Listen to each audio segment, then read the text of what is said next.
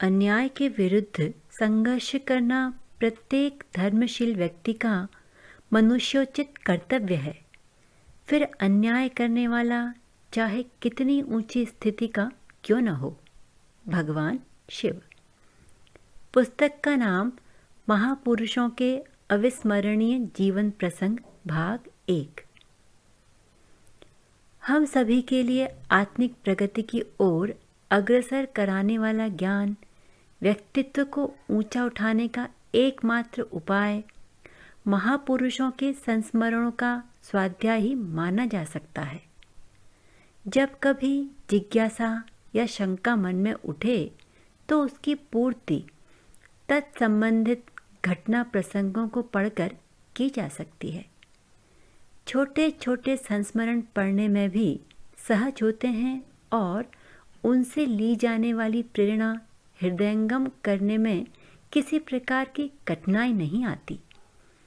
रोचकता से भरे इन संस्मरणों के स्वाध्याय से सभी का मन एकाग्र चित्त हो जाता है। साथ ही सदाचार, नीति, परोपकार, सेवा एवं उदारता जैसे सद्गुणों की शिक्षाएं भी प्राप्त हो जाती हैं। वाङ्मय के इस खंड में महापुरुषों के उन अविस्मरणीय जीवन प्रसंगों को लिया गया है जिनसे अनेकों ने राह पाई है एवं जो आज भी प्रासंगिक हैं। विश्व मानवता के ऐसे संदेश वाहकों के भी जीवन प्रसंग इसमें वर्णित हैं जिन्होंने अपनी परिधि स्व ऊंची उठाकर समस्त वसुधा रूपी कुटुंब के स्तर तक पहुंचा दी एवं मानव मात्र के लिए प्रेरणा के स्रोत बन गए।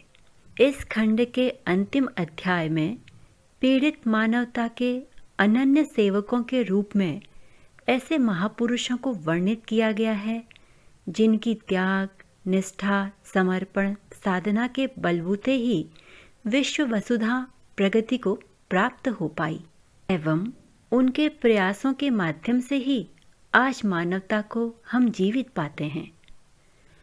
आपके समक्ष प्रस्तुत है एक पुस्तक जो ऐसी जलती हुई मोमबत्ती के समान है जो अज्ञान के अंधकार में भटक रहे हम सभी को मार्गदर्शन देने में सक्षम है। पुस्तक के कुछ अंश। शांति की स्थापना के लिए प्रयुक्त हुई अशांति सराहनीय है और अहिंसा की परिस्थितियां उत्पन्न करने के लिए की गई हिंसा में पाप नहीं माना जाता। सच्चा धार्मिक वही है जो हृदय से प्राणी मात्र के प्रति सद्भावना रखे और कल्याण कामना करे। संसार में मनोबल ही प्रथम है। वह जाग उठे तो असहाय और अवश्य प्राणी भी असंभव होने वाले काम कर दिखाते हैं तथा मनुष्य अप्रत्याशित सफलताएं प्राप्त करते हैं। चाहे भौतिक उन्नति हो या आध्यात्मिक, जब तक आत्मशक्ति का पूर्ण समर्पण नहीं होता सफलता नहीं मिलती। जो दूसरों को बड़ा समझता है वही बड़ा भी है और श्रेष्ठ है। आत्मा का ज्ञान ही सत्य का स्वरूप है।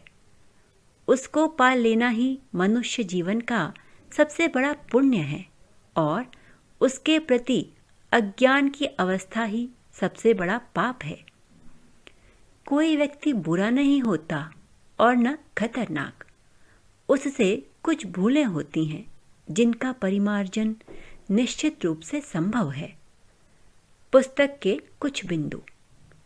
धार्मिक क्रांति के प्रतीक भगवान परशुराम, महात्मा बुद्ध के अविस्मरणीय कथा प्रसंग, धार्मिक साम्य के प्रचारक महात्मा ईसा, विचार क्रांति के देवदूत संत सुकरात, सेवा योगी स्वामी रामकृष्ण परमहंस।